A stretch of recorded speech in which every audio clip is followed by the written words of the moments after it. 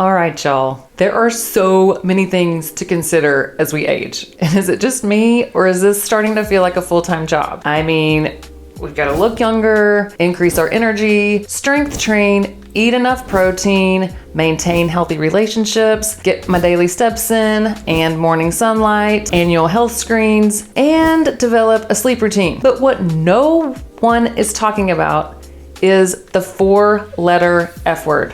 If you are in midlife and or have a parent or grandparent who is elderly or older, this is a must-watch episode on avoiding what I've told my patients for years is the worst 4-letter F word. F-A-L-L. Fall. I'm in my 23rd year as an adult and geriatric physical therapist, and I've had a front row seat to the detriments a fall can bring. I tell my patients all the time, you can come up from a fall relatively unscathed, or, not to be too morbid, it can be the beginning of the end. And I'm going to explain why and dig into some strategies to help prevent falls in just a moment. The reason this is so important is because falls are the leading cause of death after age 65. But why is that? We see kids and young people fall all the time and they bounce right back up, right? But here's the deal. Most people are entering their later years weak and fragile. Did you know that 30% of those over 65 who fracture a hip or a femur do not survive the first year after that fracture? Some people are confused by this, but what I tell them is it's not the fracture itself that causes the mortality.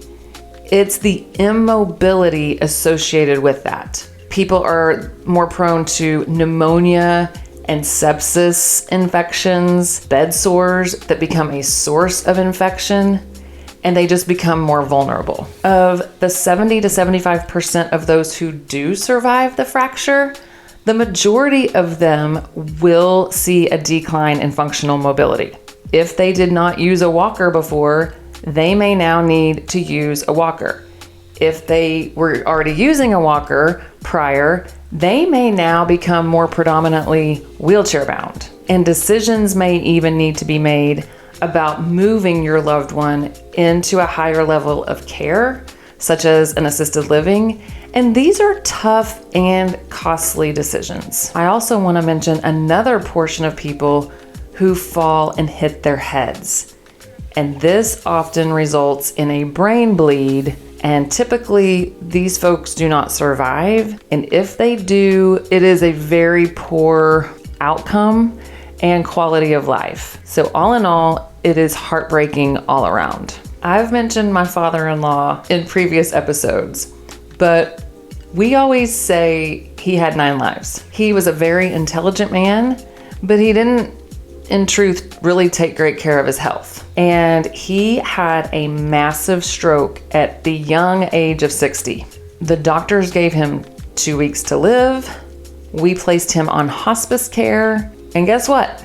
He rallied, but not to the point of being able to live on his own again. And we had to make those tough decisions at that time.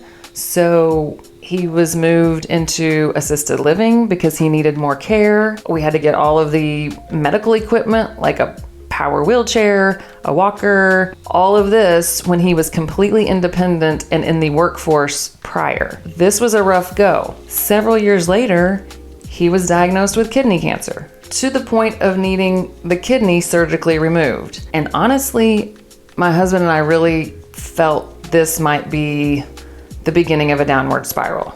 But no, he yet again bounced back from this. He cruises on. And a few years later, 13 years after that initial big, massive stroke, my husband got a call that he'd had a bad fall.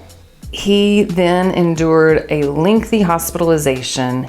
He had a very large non-healing wound, and we were told he was not a surgical candidate at this point. So now the combination of his being bedbound and more immobile. And this big wound, which was a huge source just asking for an infection, led my husband and his sister to make the decision to place him on hospice care, where he did peacefully pass. But it is an example of how detrimental a fall can be. So let's discuss some practical fall prevention strategies. And this is really specifically for those older folks. I'm gonna circle back with some ideas if you are in midlife to prepare yourself for those later years. But let's discuss these fall prevention strategies for your older or elderly parent or grandparent, okay? Number one, cords and rugs.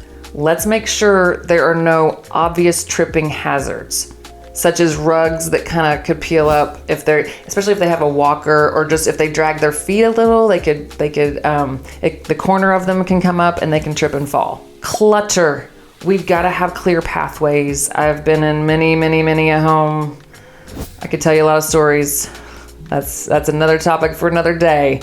But we've got to have clear pathways for them to get to the necessary places within their home or apartment that they need to get to safely. Pets.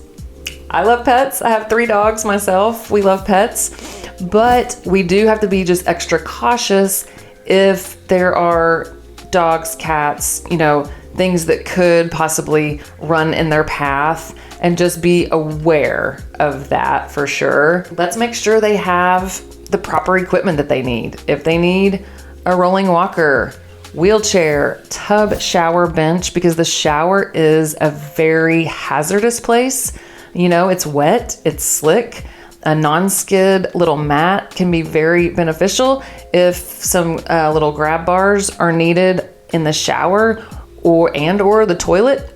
Those are handy. Maybe even an elevated toilet seat makes it a little bit easier to get up and down. So just providing those supportive tools and equipment could be very helpful to an older or elderly person who might be, not at the tip-top shape that they were in their younger years. I also want to mention medications. They all come with different side effects, and those potential side effects can affect people differently. So a lot of that can be dizziness, lower blood pressure, and those things can cause an impaired balance or unsteadiness in the person to make them a little more prone for falls. The other thing is getting up at night, because a lot of times we are getting up at night to use the bathroom. You need good lighting. Leave a little light on to where their path is lit.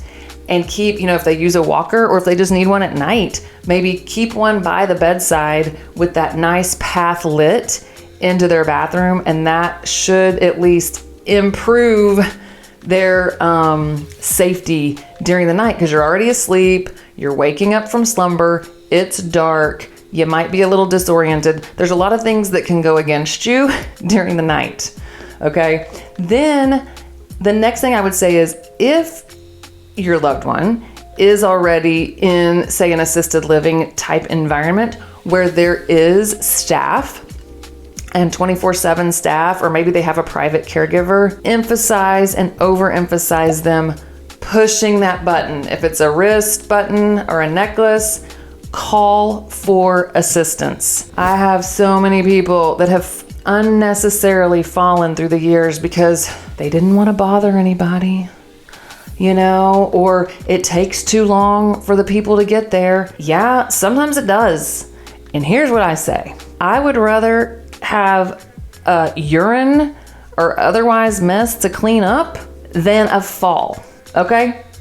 It's very simple to me. We can clean up urine. We can clean up soiled clothing. We can clean up other bodily fluids. But if you fall and break something, we just discussed where that could potentially lead.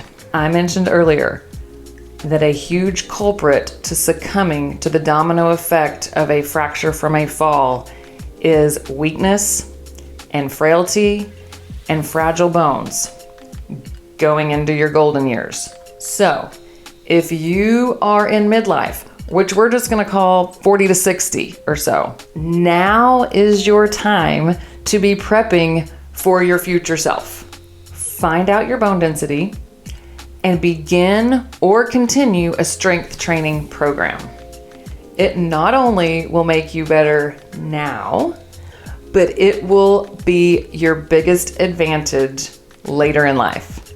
Now, we can also work on our balance. So I'm going to show you a few simple moves that you can do at home to improve your balance.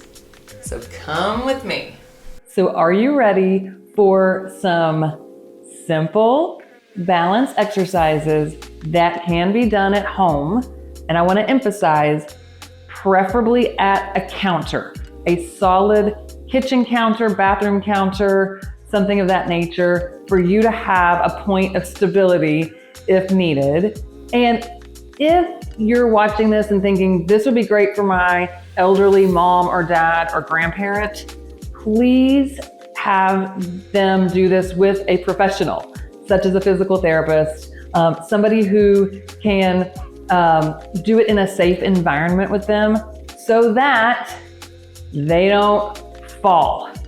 That bad 4-letter F word again, so that they don't fall. Okay, the first thing, and you can integrate this in a lot of ways in your life, which is why I love it, is single limb stance.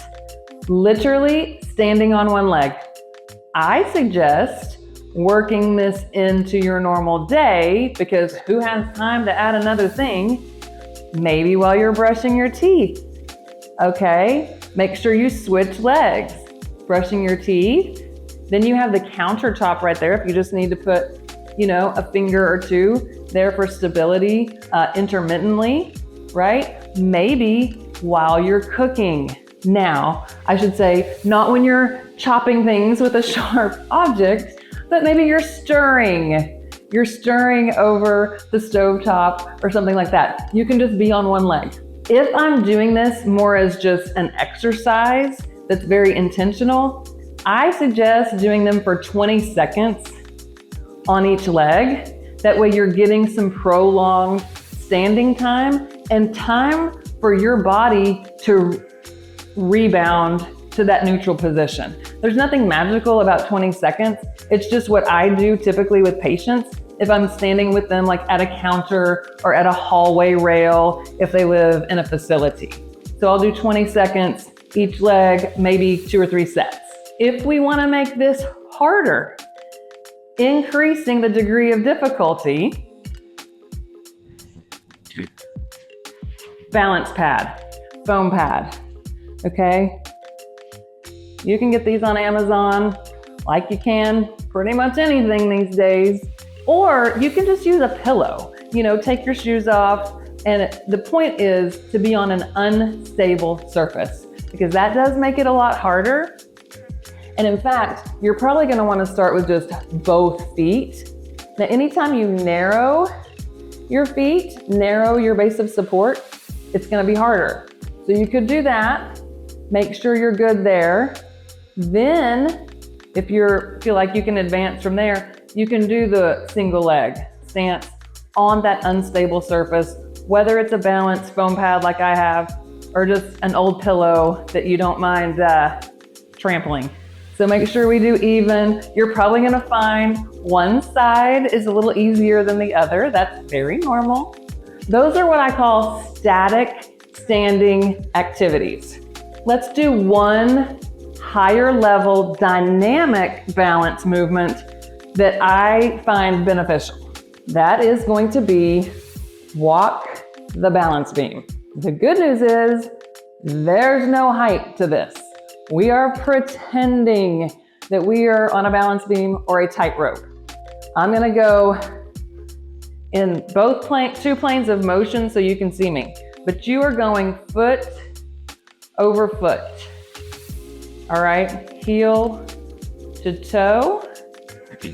And from this view, heel to toe. Slowly, methodically, preferably, if you have a kitchen island or just a kitchen counter, it's a space that you can go for a good 20 feet or so down and back. Some people, I like to do it along a grout line that gives you sort of a path to follow. So if they're in their kitchen and they have kitchen tile, I'll just have them go along their grout line, and that gives them a visual cue. So these are just a few things you can do, and I'm going to link 2 different resources in our show notes in the description. One is a book called Unbreakable by Dr. Vonda Wright, and the other is a book called Forever Strong by Dr. Gabrielle Lyon. And if you enjoyed this video, check this one out.